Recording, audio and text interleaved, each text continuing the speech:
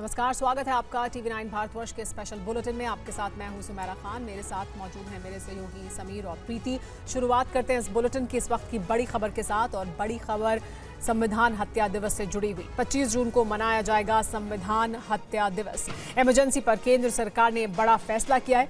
केंद्रीय गृह मंत्री ने जारी किया है इसका नोटिफिकेशन। 25 जून 1975 को लागू हुआ था आपातकाल।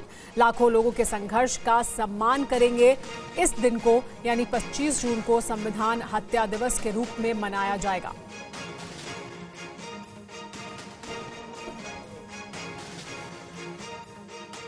तो 25 जून को संविधान हत्या दिवस मनाया जाएगा, ये घोषित कर दिया है। इसका नोटिफिकेशन जारी कर दिया गया है। गृह मंत्री अमित शाह ने इसकी जानकारी दी है। अमित शाह ने ये बड़ा ऐलान एक्स पर किया है। 25 जून 1975 को तत्कालीन प्रधानमंत्री श्रीमती इंदिरा गांधी ने अपनी तानाशाही मानसिकता की वजह से देश में आपातकाल लगाकर भारतीय लोकतंत्र की आत्मा का गला घोंट दिया था, ये कहा है अमित शाह ने। उन्होंने कहा है कि लाखों लोगों को अकारण जेल में डाल दिया गया और मीडिया की आवाज को दबा दिया गया। भारत सरकार ने हर साल 25 जून को संविधान हत्या दिवस के रूप में मनाने का फैसला किया है। लोगों के विराट योगदान को याद दिलाएगा जिन्होंने 1975 के आपातकाल के अमानवीय दर्द को झेला था। केंद्र सरकार के फैसले का उद्देश्य लाखों लोगों के संघर्ष का सम्मान करना है, जिन्होंने तानाशाही सरकार की यातनाओं और उत्पीड़न का सामना करने के बावजूद लोकतंत्र को पुनर्जीवित करने के लिए संघर्ष किया। संविधान हत्या दिवस हर भारतीय के अंदर लोकतंत्र की रक्षा और व्यक्तिगत स्वतंत्रता की अमर ज्योति को जीवित रखने का काम करेगा, ताकि कांग्रेस जैसी कोई भी तानाशाही मानसिकता भविष्य में ये दोबारा न कर पाए। ये कहा गया है अमित शाह द्वारा ये बड़ा ऐलान करते हुए।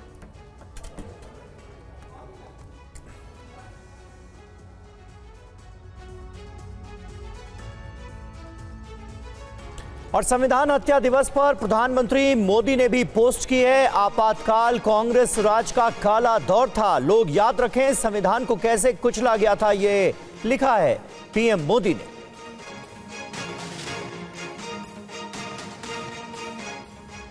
तो हर साल 25 जून को संविधान हत्या दिवस मनाया जाएगा। 25 जून 1975 को इमरजेंसी का ऐलान किया गया था और देश के तमाम नागरिकों के लोकतांत्रिक अधिकारों को कुचला गया था, संविधान को कुचला गया था। इन तमाम बातों का जिक्र किया गया है गृह मंत्री अमित शाह और प्रधानमंत्री नरेंद्र मोदी की तरफ से, और इस बात को लेकर नोटिफिकेशन जारी कर दिया है गृह मंत्रालय ने कि हर साल 25 जून को संविधान हत्या दिवस मनाया जाएगा। कुमार कुंदन हमारे संवाददाता इस वक्त हमारे साथ मौजूद हैं। कुमार, हर साल 25 जून को एक तरह से ये याद दिलाया जाएगा कि किस तरह से इस दिन संविधान को कुचला गया था इंदिरा गांधी के शासनकाल में, लेकिन जाहिर है आने वाले वक्त में इस पर राजनीति भी जमकर होगी, ऐसा लगता है। निश्चित रूप से समीर, और देखिए टाइमिंग को देखिए, जब अगले साल की अगर हम बात करें तो ये अगले साल से मनाया जाएगा और अगले साल 50 साल पूरे हो जाएंगे आपातकाल के। तो निश्चित रूप से भारतीय जनता पार्टी जो अब तक पार्टी के स्तर पर ये काला दिवस मनाते आ रही थी, अब इसको एक तरीके से कह सकते हैं कि सरकारी अमली जामा पहना दिया गया है और संविधान हत्या दिवस का एक संज्ञा दी गई है और इसके लिए बाकायदा गजट नोटिफिकेशन भी कर दिया गया है। हालांकि सरकार का ये प्रेरोगेटिव होता है कि वो किसी दिन को किसी भी दिवस के लिए चुन सकती है, लेकिन ये दिन जो चुना गया है उसके कई सारे मायने मतलब है। आपने जिस राजनीति की बात की, निश्चित रूप से आपने देखा होगा लोकसभा चुनाव के दौरान पूरा विपक्ष सरकार के ऊपर हमलावर था, संविधान की हत्या को लेकर, संविधान बदलने को लेकर और संवैधानिक सिस्टम को लेकर विपक्ष सरकार के ऊपर हमलावर था। एक तरीके से कह सकते हैं कि सरकार ने एक जवाब देने की भी कोशिश की है राजनीतिक तौर पे, जिसमें यह कहा गया है कि संविधान हत्या दिवस मनाया जाएगा। राजनीतिक रिपरकशन होंगे ही होंगे। विपक्ष सरकार के इस कदम को जयराम रमेश समेत तमाम नेता ट्वीट और सब कुछ बोल रहे हैं, लेकिन इतना तय है कि जिस तरीके से सरकार ने ये कदम उठाया है उससे आने वाले दिनों में हर साल संविधान हत्या दिवस मनाया जाएगा। अब यह देखना दिलचस्प है कि इसको विपक्ष किस तरीके से और आगे लेती है। समीर और कुमार, आप बने रहिएगा हमारे साथ। इस बीच जानकारी इसी खबर से संबंधित, संविधान हत्या दिवस मनाने पर कांग्रेस का हमला, पीएम के लिए लोकतंत्र का मतलब केवल डेमोक्रेसी। जयराम रमेश ने कहा केंद्र की एक और सुर्खियां बटोरने की कवायद। जयराम रमेश हमलावर नजर आ रहे हैं। जिस तरह से संविधान हत्या दिवस मनाने की बात केंद्र सरकार ने 25 जून को लेकर कही है, उसको लेकर अब लगातार विपक्ष की तरफ से और विशेष तौर पर कांग्रेस की तरफ से पलटवार हुआ है कि केंद्र की एक और सुर्खियां बटोरने की एक कवायद है। जयराम रमेश ने कहा है कि पीएम के लिए लोकतंत्र का मतलब केवल डेमो कुर्सी। जयराम रमेश ने आगे कहा कि एक और कोशिश हो रही है केंद्र के जरिए कि किस तरह से सुर्खियां बटोरी जाए। इधर केंद्र सरकार के संविधान हत्या दिवस मनाने के फैसले पर कांग्रेस सांसद इमरान प्रतापगढ़ी ने क्या कहा है और आपको सुनवाते हैं किस तरह से इस पर अब सियासत तेज है। ये पिछले 10 वर्षों से देश में अघोषित आपातकाल लगाने वाली सरकार इस तरह का कोई भी नोटिफिकेशन करे, देश जानता है कि पिछले 10 साल में इस सरकार ने संविधान को लेकर के क्या किया है। मनुस्मृति को पाठ्यक्रम में, वो भी एलएलबी के पाठ्यक्रम में शामिल कराने का प्रस्ताव जिस सरकार के शासनकाल में हो रहा हो, वो संविधान हत्या दिवस की बात करे।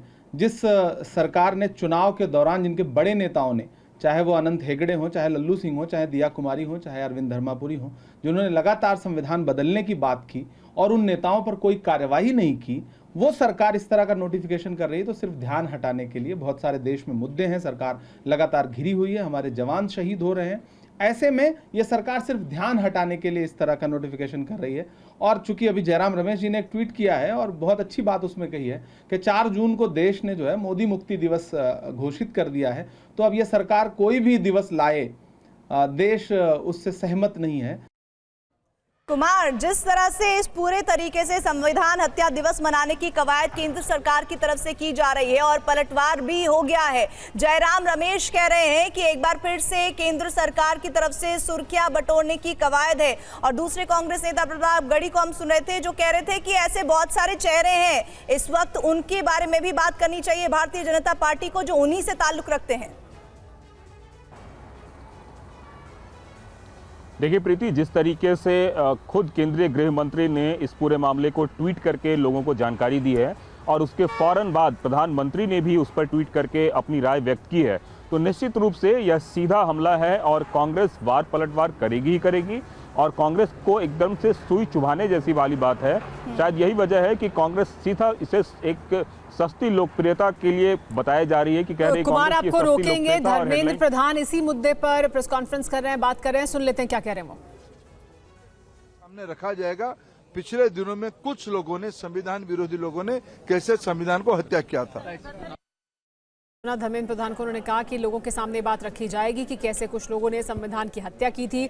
संविधान हत्या दिवस मनाया जाएगा 25 जून को अब हर साल, और उसी को लेकर आरजेडी नेता मनोज झा का क्या कहना है वो भी सुन लेते हैं। कौन बोल रहे हैं ये बात, जिन्होंने संविधान को तहस नहस करके रख दिया? फादर स्टैन स्वामी क्यों गए दुनिया से, बता पाएंगे? हमारे हजारों लोग क्यों जेल में हैं? ह्यूमन राइट एक्टिविस्ट क्यों जेल में हैं? इंदिरा जी के सलाहकार इतने मजबूत नहीं थे जितने इनके हैं, नहीं तो इंदिरा जी को भी कहते कि 352 मत लगाओ, 352 जैसे हालात पैदा कर दो, जो आपने करके रख दिया। हाईकोर्ट की क्या टिप्पणी थी हेमंत सोरेन जी के बारे में? पूरे देश में विपक्ष के नेताओं के साथ क्या कर रहे हैं आप? तो खुद संविधान को तार तार कर रहे हैं। मैं हत्या नहीं बोलूंगा क्योंकि इस तरह के शब्द आप ही को सुहाते हैं। गांधी जी 30 जनवरी को उनका असैसिनेशन हुआ, बोलिए गांधी हत्या दिवस, और किसने हत्या की, उसका वैचारिक रुझान क्या था, किन संगठनों से ताल्लुक था, स्वीकारिए ना। इस वक्त की बड़ी खबर आपको बता दें, 25 जून 1975 काला दिवस था, कहा जेपी नड्डा ने। इस मुद्दे पर अलग अलग बयान केंद्र सरकार के मंत्रियों और नेताओं की तरफ से सामने आ रहे हैं। जेपी नड्डा का यह कहना है कि आपातकाल में लोकतंत्र की हत्या हुई। इंदिरा गांधी ने लोकतंत्र की हत्या कर देश पर आपातकाल थोपा था, कहा जेपी नड्डा ने।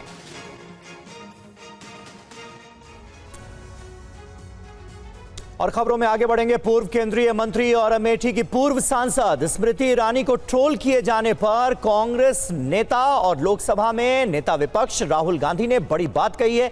राहुल गांधी ने कहा कि स्मृति ईरानी के खिलाफ अपमानजनक शब्दों का इस्तेमाल नहीं किया जाना चाहिए। सियासी गलियारे से आज एक ऐसी खबर आई जो बीजेपी नेता स्मृति ईरानी के लिए बहुत राहत भरी है। कांग्रेस नेता और लोकसभा में विपक्ष के नेता राहुल गांधी स्मृति ईरानी को ट्रोल करने वालों पर भड़क गए। स्मृति ईरानी को ट्रोल करने वालों को राहुल गांधी ने नसीहत देते हुए सोशल मीडिया एक्स पर एक पोस्ट किया। राहुल ने स्मृति ईरानी के लिए किए गए अपने पोस्ट में कहा, जीवन में हार जीत लगी रहती है। मैं सभी से अपील करता हूं कि वे स्मृति ईरानी या किसी भी अन्य नेता के लिए अपमानजनक भाषा का इस्तेमाल और बुरा व्यवहार करने से बचें। लोगों को नीचा दिखाना और उनका अपमान करना कमजोरी की निशानी है, ताकत की नहीं। संसद से लेकर सड़क तक स्मृति ईरानी और राहुल गांधी एक दूसरे पर जुबानी हमले करते रहे हैं, लेकिन अमेठी में इस बार लोकसभा चुनाव हार जाने के बाद ये पहली बार देखा जब राहुल गांधी ने स्मृति ईरानी के समर्थन में कई पोस्ट किए। इससे पहले स्मृति ईरानी ने लुटियंस दिल्ली में 28 तुगलक क्रिसेंट स्थित अपना सरकारी बंगला भी खाली कर दिया। और अब खबर दिल्ली के मुख्यमंत्री अरविंद केजरीवाल से जुड़ी हुई। सुप्रीम कोर्ट से राहत मिलने के बावजूद केजरीवाल जेल में ही रहेंगे। राउज एवेन्यू कोर्ट ने सीबीआई मामले में उनकी रिमांड 25 जुलाई तक बढ़ा दी है। दिल्ली की राउज एवेन्यू कोर्ट ने आबकारी मामले से जुड़े सीबीआई केस में सीएम केजरीवाल की न्यायिक हिरासत 25 जुलाई तक बढ़ा दी है। राउज एवेन्यू कोर्ट आबकारी मामले में सीएम केजरीवाल के खिलाफ ईडी और सीबीआई दोनों मामलों में 25 जुलाई को सुनवाई करेगी। इससे पहले सुप्रीम कोर्ट ने उन्हें कथित शराब घोटाले में अंतरिम जमानत दी है, लेकिन केजरीवाल फिलहाल जेल से बाहर नहीं आ पाएंगे क्योंकि सीबीआई की कस्टडी में है और जमानत उन्हें ईडी के केस में मिली है। ऐसे में अभी वो जेल में ही रहेंगे। इसके अलावा कोर्ट ने ईडी की गिरफ्तारी को चुनौती देने वाली याचिका को भी सुप्रीम कोर्ट की 3 जजों की बेंच को भेज दिया है। मामले पर आम आदमी पार्टी नेता आतिशी ने कहा है कि फैसला ये साबित करता है कि ये केजरीवाल के खिलाफ बीजेपी की साजिश है। एक के बाद एक न्यायालय ने कहा है कि अरविंद केजरीवाल जी के खिलाफ सबूत नहीं है और आज एक के बाद एक हर न्यायालय अरविंद केजरीवाल जी को जमानत दे रहा है। मैं भारतीय जनता पार्टी को ये कहना चाहूंगी कि अपना घमंड खत्म करिए, अपना अहंकार खत्म करिए और बाकी पार्टियों के खिलाफ, लोकतंत्र के खिलाफ षड्यंत्र रचना बंद करिए। महाराष्ट्र सरकार का बड़ा फैसला सामने आया है। महाराष्ट्र विशेष सार्वजनिक सुरक्षा विधेयक पेश कर दिया गया है। नक्सलियों की मदद करने वालों पर नकेल कसी जाएगी। शहरों में नक्सलियों को ठिकाना मुहैया कराने पर भी शिकंजा कसा जाएगा। इस विधेयक में इसका प्रावधान किया गया। इस पर और ज्यादा जानकारी के लिए हमारे साथ राजीव सिंह जुड़ गए हैं। राजीव, इसको लेकर सरकार की तरफ से कहा भी गया था कि शहरों में नक्सली पहुंच रहे हैं, यहां उन्हें मदद पहुंचाई जा रही है। अब उसी सिलसिले में यह विधेयक सामने आए। दरअसल किस पर शिकंजा कसना है?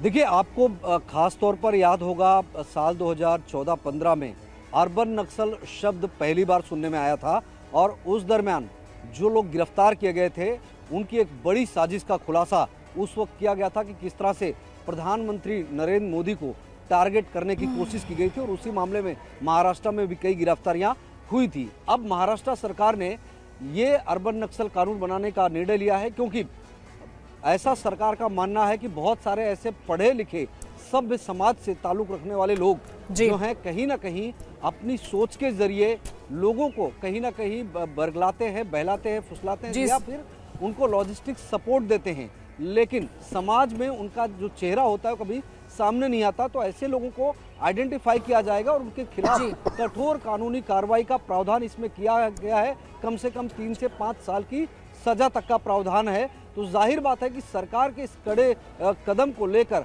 अब विपक्ष भी सरकार पर हमलावर है। सरकार ने कल जब ये विधेयक सदन में लाने की प्रक्रिया शुरू की, उसी दरमियान सदन में हंगामा भी हुआ। कांग्रेस से लेकर एनसीपी शरद पवार गुट ने इस पर हंगामा किया। उन्होंने कहा कि एक लोकतंत्र की हत्या है। क्या सभ्य समाज में, लोकतंत्र में कोई अपने विचार विपक्ष हमलावर है लोकतंत्र और सरकार का कहना है कि अर्बन नक्सल समाज में है और उनको बेनकाब करेगा ये विधेयक। खबरों में आगे बढ़ते हैं। उत्तराखंड में यूसीसी के नियम जारी करने की विशेष रिपोर्ट आज जारी कर दी गई। उत्तराखंड यूनिफॉर्म सिविल कोड में आखिर क्या खास है, इस रिपोर्ट में देखिए। आज उत्तराखंड में यूनिफॉर्म सिविल कोड को लेकर अहम दिन है।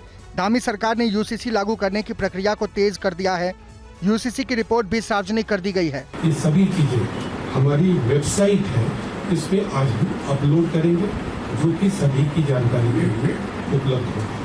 वो वेबसाइट है www.ucc.uk.gov.in। अब यूसीसी में मुख्य प्रावधान भी समझ लीजिए। सामाजिक कुरीतियों पर रोक लगेगी। किसी भी धर्म की संस्कृति, मान्यता और रीति रिवाज इस कानून से प्रभावित नहीं होंगे। यूसीसी अब बाल और महिला अधिकारों की सुरक्षा करेगा। विवाह का पंजीकरण भी अनिवार्य होगा। सभी धर्मों में विवाह की न्यूनतम उम्र लड़कों के लिए 21 साल और लड़कियों के लिए 18 साल निर्धारित की गई है। सभी धर्मों में पति पत्नी को तलाक लेने का समान अधिकार होगा। सभी धर्मों में बेटा बेटी को संपत्ति में समान अधिकार मिलेगा। मुस्लिम समुदाय में प्रचलित हलाला प्रथा पर रोक लगेगी। लिव इन रिलेशनशिप के लिए पंजीकरण अनिवार्य होगा। जेएनयू में अब हिंदू, बौद्ध और जैन स्टडी केंद्र बनाया जाएगा। यूनिवर्सिटी प्रशासन ने इसकी अनुमति दी है।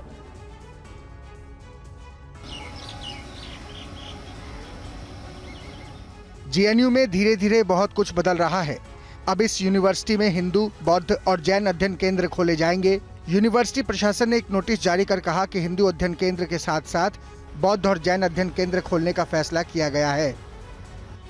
ये नोटिस रजिस्ट्रार की ओर से जारी किए गए हैं। हाल ही में एकेडमिक काउंसिल ने इसके लिए एक मीटिंग बुलाई थी, जिसमें बौद्ध और जैन अध्ययन केंद्र खोलने का फैसला लिया गया है। राष्ट्रीय शिक्षा नीति 2020 के तहत शिक्षा में टीचिंग, लर्निंग और रिसर्च में इनोवेशन लाने के लिए ये तीनों केंद्र बनाए जा रहे हैं। बता दें कि तीनों स्टडी केंद्र से छात्र मास्टर की डिग्री और पीएचडी कर सकेंगे। इनमें admission common university entrance test के जरिए होंगे। आपको बता दें कि दिल्ली विश्वविद्यालय ने पिछले साल हिंदू अध्ययन केंद्र की स्थापना की थी। डीयू में पहले से ही बौद्ध अध्ययन के लिए एक विभाग है और इसके केंद्र सरकार ने फंड की मंजूरी भी दे दी है।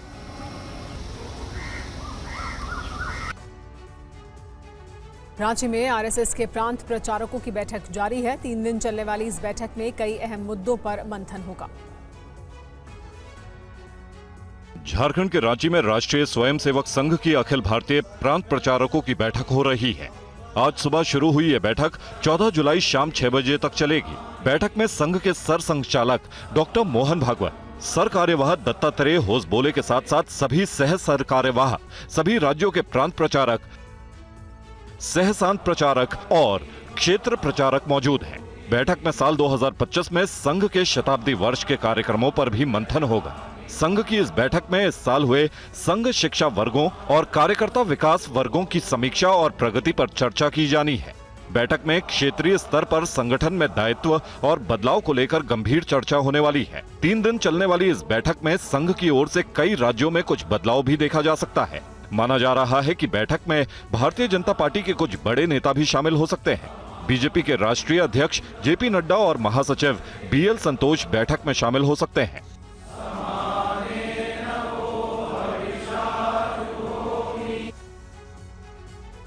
और ट्रेनी आईएएस पूजा खेड़कर मामले में सरकार ने जांच शुरू कर दी है। सूत्रों के मुताबिक पूजा अगर दोषी पाई गई तो उन्हें बर्खास्त भी किया जा सकता है। विवादों में रही आईएएस पूजा खेड़कर की मुश्किलें और बढ़ती जा रही हैं। सरकार पूजा के खिलाफ हर एंगल से जांच कर रही है। सूत्रों के मुताबिक अगर जांच में पूजा दोषी पाई गई तो बर्खास्तगी हो सकती है। पूजा खेड़कर मामले को लेकर डीओपीटी के अतिरिक्त सचिव मनोज द्विवेदी ने जांच शुरू कर दी है। इस मामले की जांच 2 हफ्ते में पूरी होगी। TV9 ने जब पूजा खेड़कर से बात करने की कोशिश की तो उन्होंने कोई भी जवाब देने से इनकार कर दिया। मीडियाशी ऑथराइज नाही आहे बोलायला, त्याच्यामुळे मी ह्या मॅटरवर बोलू शकत नाही। पूजा खेड़कर पर तथ्यों को छिपाने और गलत बयानबाजी के भी आरोप लगे हैं। अगर ये आरोप भी सही साबित हुए तो इनके खिलाफ आपराधिक कार्रवाई भी हो सकती है। 2023 बैच की आईएएस अधिकारी पूजा खेड़कर को जून में प्रशिक्षु के तौर पर पुणे जिला भेजा गया था, लेकिन यूपीएससी परीक्षा में 841वीं रैंक हासिल करने वाली पूजा की डिमांड ने उनके करियर की शुरुआत में ही विवाद खड़ा कर दिया। बाकायदा व्हाट्सएप पर भेजी गई उनकी ये लिस्ट वायरल भी हो रही है। विवादों में चल रही आईएएस पूजा खेड़कर की मां मनोरमा खेड़कर की एक वीडियो के जरिए कुछ बातें सामने आई हैं, जिसमें वो पिस्टल लेकर धमकी देती नजर आ रही हैं। एक जमीन पर कब्जे के लिए अपने बाउंसर के साथ वो पहुंची थी।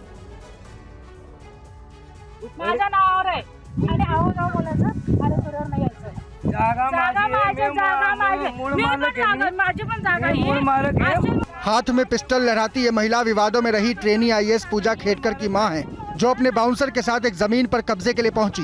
किसानों को धमकाती रही। किसान बार बार कागज दिखाने की बात करता रहा, लेकिन ट्रेनी आईएएस की मां मनोरमा खेड़कर कुछ भी सुनने को तैयार नहीं थी। वो बार बार विनती करता रहा कि ये जमीन मेरी है और मेरे पास कागजात हैं, लेकिन मनोरमा खेड़कर कहती रही कि वो आएंगी और बार बार आएंगी। वो किसान को कह रही थी कि मुझे ज्यादा कानून मत समझाओ। दरअसल ये वीडियो 2023 का है। इस घटना के बाद किसान ने पुणे के एक पुलिस स्टेशन में शिकायत की, लेकिन ऊपरी दबाव से उसकी शिकायत दर्ज नहीं की गई। मनोरमा खेड़कर का ये दूसरा वीडियो देखिए। ये वीडियो तब का है जब मीडिया उनके ऊपर लगे आरोपों पर सवाल पूछने पहुंची थी। तब मनोरमा खेड़कर ने जेल भिजवाने की धमकी दी थी।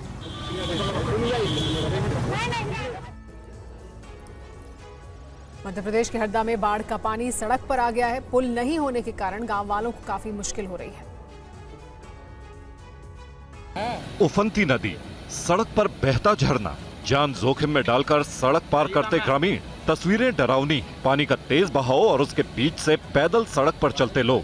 जरा सी चूक बन सकती है घातक। सिर्फ पैदल चलने वाले ही नहीं, मोटरसाइकिल पर भी कुछ दिलेर युवक पानी के तेज बहाव के बीच से निकल रहे हैं। अब सोचिए, पानी के बीच अगर कोई गड्ढा हो तो बड़ा हादसा हो सकता है, या मोटरसाइकिल तेज बहाव के बीच फंस जाए तो बहने का भी डर है। लेकिन ग्रामीणों के पास कोई चारा भी नहीं है। भारी बारिश के बाद देश के ज्यादातर हिस्से बाढ़ की चपेट में हैं। मध्य प्रदेश में भी नदियां उफान पर हैं।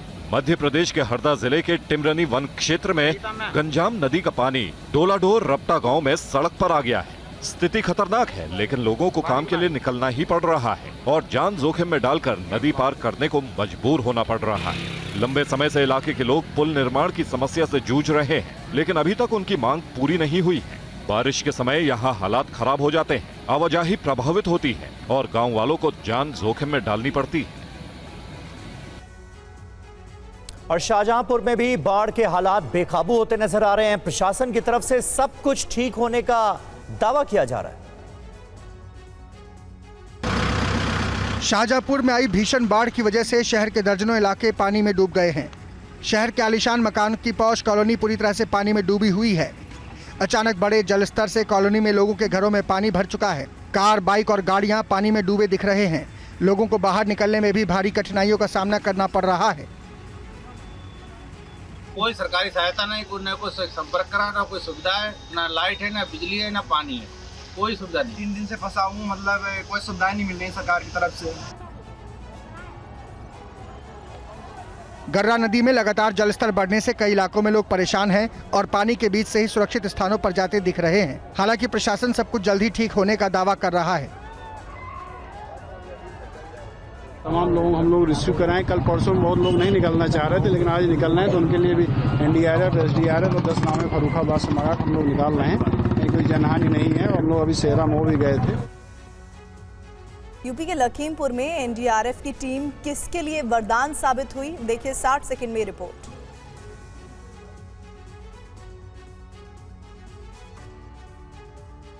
ये लखीमपुर खीरी में शारदा और घाघरा नदी के रौद्र रूप की तस्वीरें हैं। जिले में नदियों के कहर के चलते हाहाकार मचा हुआ है। रेल और सड़क मार्ग दोनों से कट जाने के चलते कस्बे टापू में तब्दील हो गए हैं। NDRF और SDRF के जवान लगातार लोगों के रेस्क्यू ऑपरेशन में जुटे हैं। संपूर्ण नगर और पलिया इलाका जिला मुख्यालय से कट गया है। बनबसा बैराज से पानी छोड़े जाने के बाद अचानक संपूर्ण नगर में बाढ़ जैसे हालात बन गए हैं। इस दौरान एक बुजुर्ग सुरक्षित जगह पर नहीं पहुंच पाए, लेकिन उन्होंने हिम्मत नहीं हारी और एक पेड़ के तने को पकड़ लिया। पानी के तेज बहाव के बीच वो पेड़ पर ही करीब 8 घंटे तक लटके रहे। स्थानीय लोगों ने बुजुर्ग को पेड़ पर लटका देखा तो उसकी सूचना प्रशासन को दी, जिसके बाद पुलिस और NDRF की टीम ने देर रात बुजुर्ग को सफलतापूर्वक रेस्क्यू किया और सुरक्षित स्थान पर पहुंचाया। जिले की करीब 1 लाख की आबादी बाढ़ से प्रभावित है। पीड़ित परिवारों को मदद की व्यवस्था की जा रही है। वहीं लोगों का कहना है कि जिस तरह से नदियों का जलस्तर बढ़ा है, उससे हालात और ज्यादा खराब होने के आसार हैं। यूपी के मुरादाबाद में बाढ़ बारिश से कुछ इलाकों में तबाही हुई है। सैलाब की वजह से करीब 20 गांवों का संपर्क टूट चुका है। देखिए पूरी खबर। पूरे इलाके में सैलाब का कब्जा, गांव में घुसा बाढ़ का पानी, रास्ते ब्लॉक, सड़क जाम, गलियों में तालाब जैसा मंजर। तस्वीरें यूपी के मुरादाबाद जिले की हैं। बाढ़ बारिश ने मुरादाबाद जिले के एक बड़े हिस्से को बुरी तरह से प्रभावित किया है। खेतों को बाढ़ के पानी ने बर्बाद कर दिया है, तो लोगों का संपर्क भी शहर से कटने की वजह से रोजमर्रा का सामान लाने में मुश्किलों का सामना करना पड़ रहा है। 20 गांव में बड़ी संख्या में लोग बीमारी के शिकार हुए, मगर सैलाब से सड़क ब्लॉक होने की वजह से मेडिकल राहत नहीं पहुंच पा रही है। पूरा गांव तक के बहुत गांव पड़ते हैं, 20 गांव इधर सब परेशानी है। इससे आने जाने में बहुत दिक्कत है।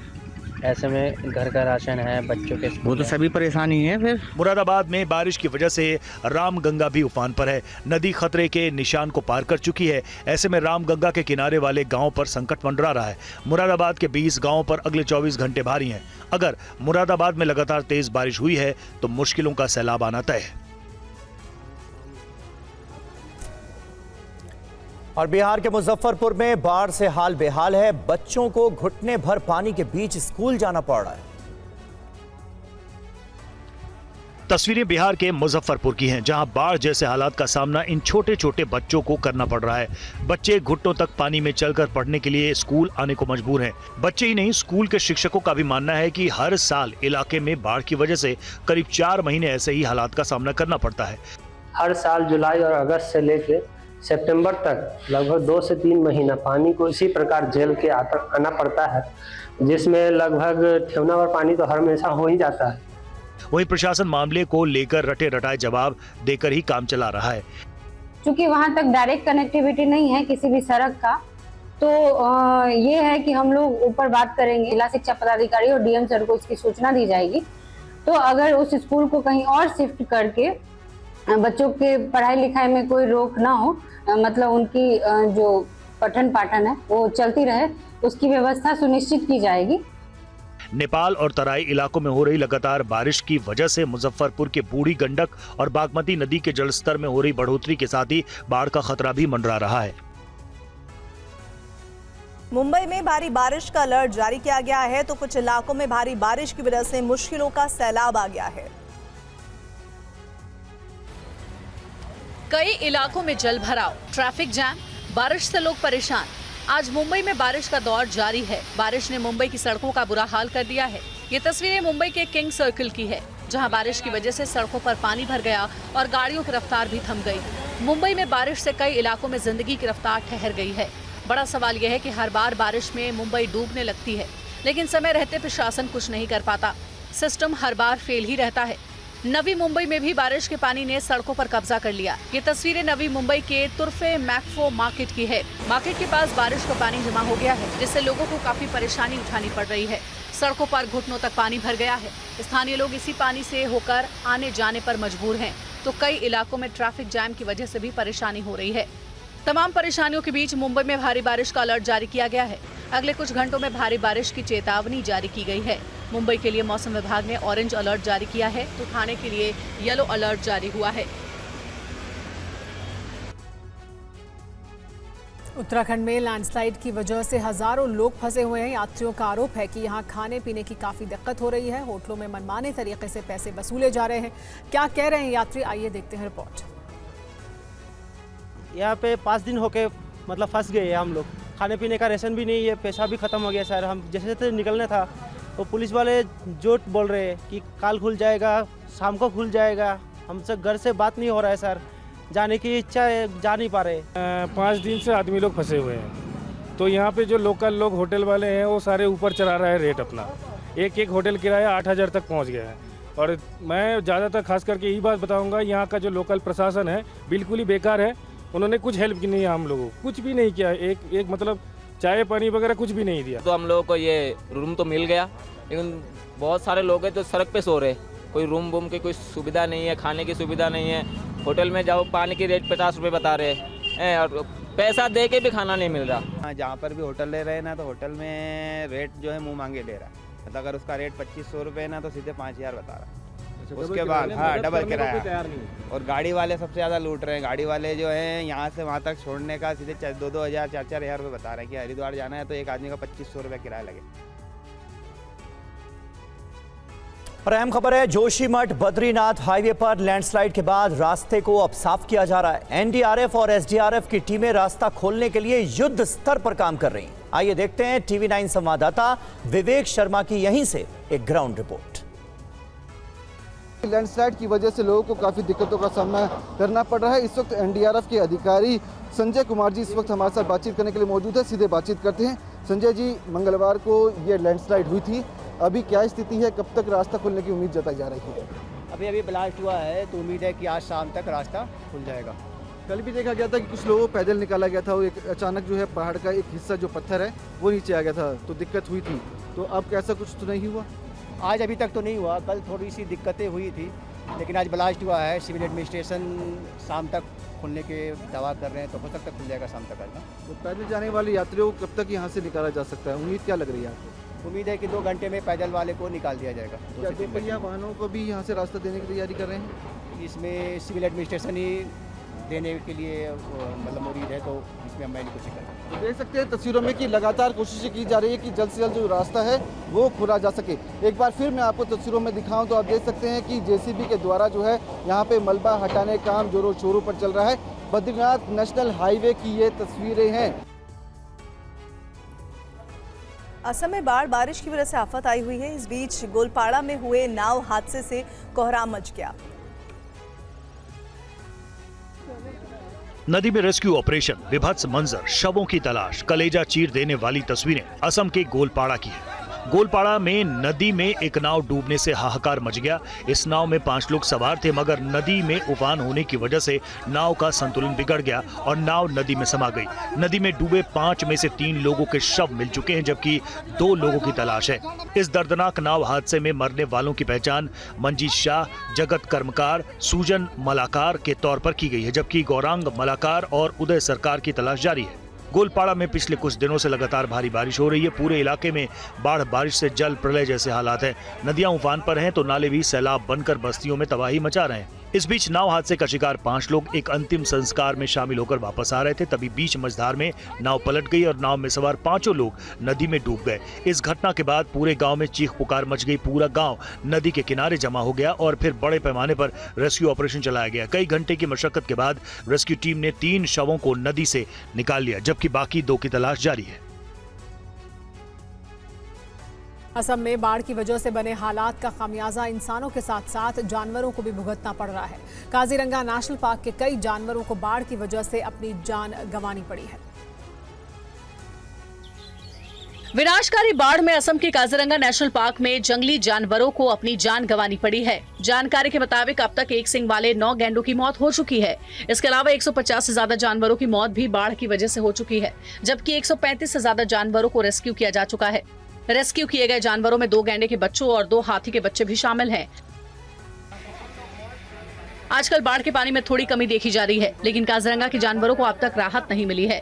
भोजन और शरण की तलाश में जानवर इधर उधर भटकते दिख रहे हैं। काजीरंगा पार्क के सुरक्षाकर्मी लगातार जानवरों पर नजर बनाए हुए हैं। वहीं बाढ़ से अब तक धुबरी में कोई भी राहत नहीं मिली है। बाढ़ का पानी लगातार नए नए इलाकों में घुस रहा है, जिसके चलते वहां रहने वाले लोगों की मुसीबतें बढ़ती जा रही हैं। खासकर धुबरी के बिलासीपड़ा, दक्षिण सलमरा, गोरीपुर, गोलकगंज के इलाके अभी बाढ़ की चपेट में हैं। असम पिछले करीब 2 महीनों से भारी बारिश के कारण आई बाढ़ से जूझ रहा है। राज्य के करीब 30 जिलों में बाढ़ का खास असर देखने को मिल रहा है। रिहायशी इलाके जलमग्न हो रहे हैं और हजारों लोग विस्थापित हो गए हैं।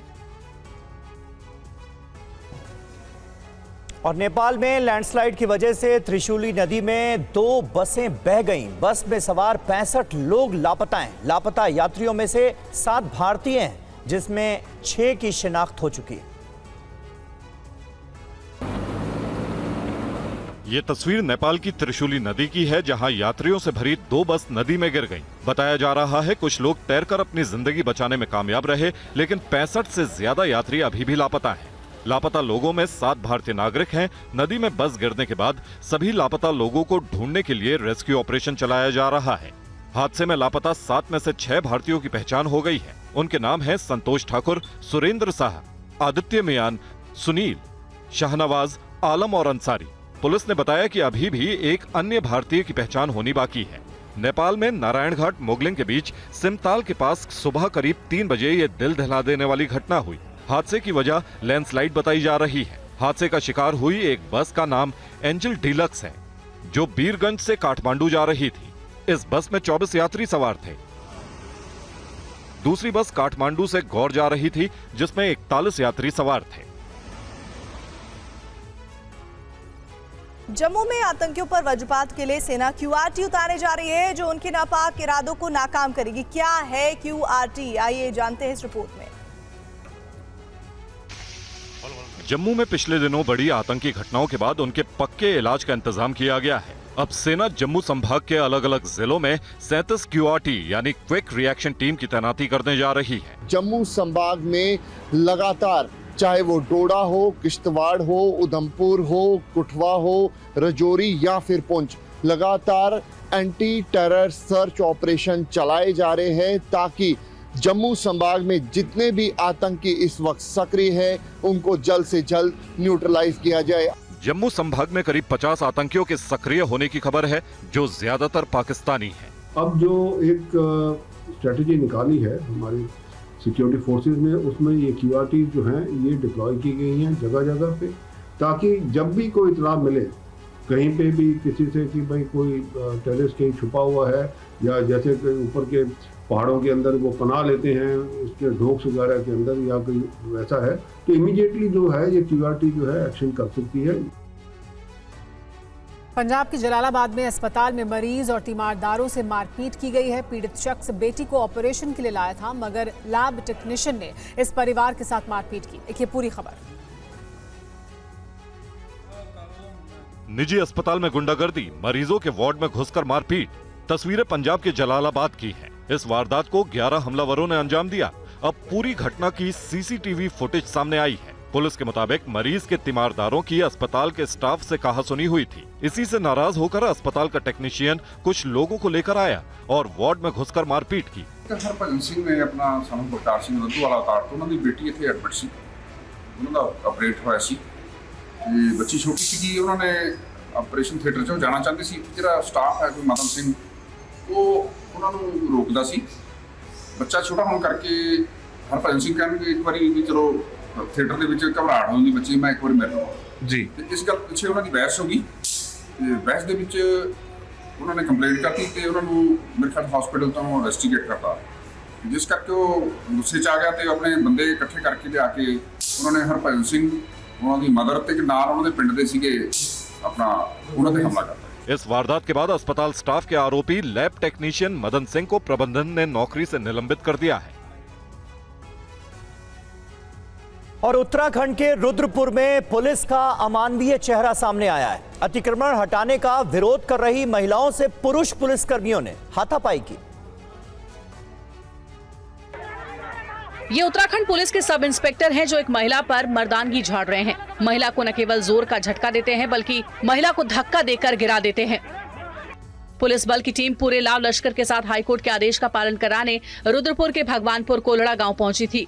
हाईकोर्ट का आदेश है कि अतिक्रमण करने वाले 40 परिवारों के कब्जे से जमीन खाली कराई जाए। जेसीबी के साथ पहुंची पुलिस की टीम को देखकर लोग आक्रामक हो गए। बताया जाता है कि मौके पर विधायक के पहुंचने के बाद तो लोग पुलिस से भिड़ गए। इसी बीच विरोध कर रहे लोगों में से किसी युवक ने जेसीबी के चालक को पत्थर मारकर घायल कर दिया। इसके बाद पुलिस ने उस युवक को गिरफ्तार कर लिया, जिसे छुड़ाने के लिए महिला पुलिस से उलझ गई। भारी शोर शराबा और नारेबाजी के बीच हाथापाई पर उतारू महिलाओं में से एक ने रुद्रपुर कोतवाल धीरेन्द्र कुमार से उलझ गई। इससे गुस्साए इंस्पेक्टर ने महिला को जोर का धक्का दिया, जिससे वो जमीन पर गिर पड़ी। वहीं मौजूद महिला पुलिसकर्मी ने महिला को उठाया। पुलिस इंस्पेक्टर के इस रवैये की कड़ी आलोचना हो रही है और इसके खिलाफ कार्रवाई की मांग की जा रही है। गुजरात के द्वारका में एक ही परिवार के 4 लोगों की संदिग्ध मौत से मातम पसरा है। इस मामले में पुलिस ने 2 लोगों को गिरफ्तार किया है। एक परिवार के 4 लोगों की अंतिम यात्रा, हर तरफ मातम, कलेजा चीर देने वाली तस्वीरें गुजरात के द्वारका की हैं।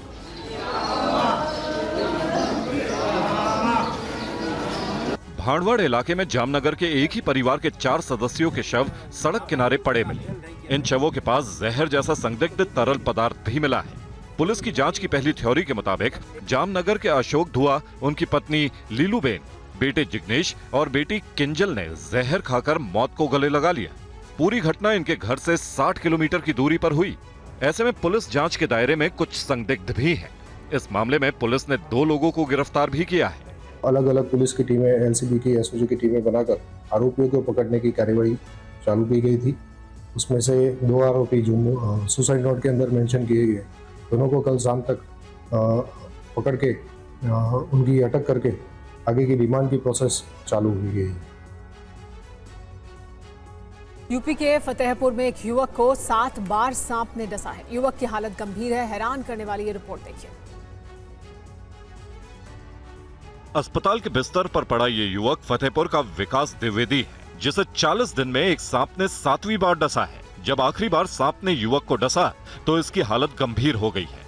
उसे शहर के एक निजी अस्पताल के आईसीयू में भर्ती कराया गया है, जहां इलाज कर रहे डॉक्टर का कहना है कि युवक की हालत अभी चिंताजनक है और अगले 24 घंटे कुछ भी बता पाना मुश्किल है। जो स्नेक वेनम समझो एंटी स्नेक वेनम होता है उसको दे करके मरीज को ठीक करने का प्रयास हम लोग कर रहे हैं।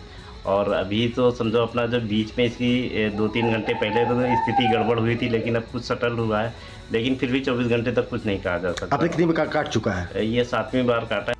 वहीं सर्पदंश के शिकार युवक ने अपने परिजनों को बताया है, सांप ने उससे सपने में कहा था कि मैं तुझे 9 बार डसूंगा, जिसमें से 8 बार तुम बच जाओगे, लेकिन 9वीं बार कोई डॉक्टर, तांत्रिक और शक्ति तुम्हें नहीं बचा पाएगी। युवक के परिजन खुलासे के बाद से किसी अनहोनी की आशंका में डरे हुए हैं। और मध्य प्रदेश के मुरैना रेलवे स्टेशन पर आरपीएफ जवान की मुस्तैदी से एक युवक की जान बच गई। हादसा प्लेटफॉर्म पर लगे सीसीटीवी कैमरे में कैद हुआ है।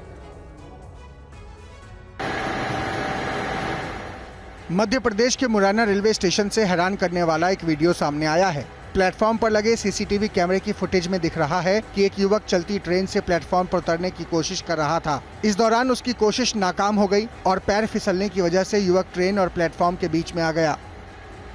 मौके पर तैनात आरपीएफ के जवान की अचानक उस पर नजर पड़ी। आरपीएफ जवान ने तत्परता दिखाते हुए ट्रेन और प्लेटफॉर्म के बीच फंसे युवक को खींचकर निकाला और उसकी जान बचाई। आरपीएफ के जवान जयदेव सिंह को उनकी बहादुरी और समर्पण के लिए अधिकारियों से तारीफ मिल रही है।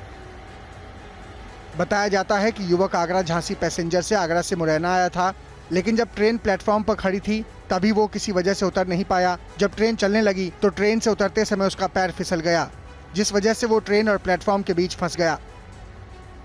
जवान के ड्यूटी के दौरान अलर्ट होने की वजह से युवक की जान बच पाई। इसके साथ ही स्थानीय लोग भी जवान को बधाई दे रहे हैं।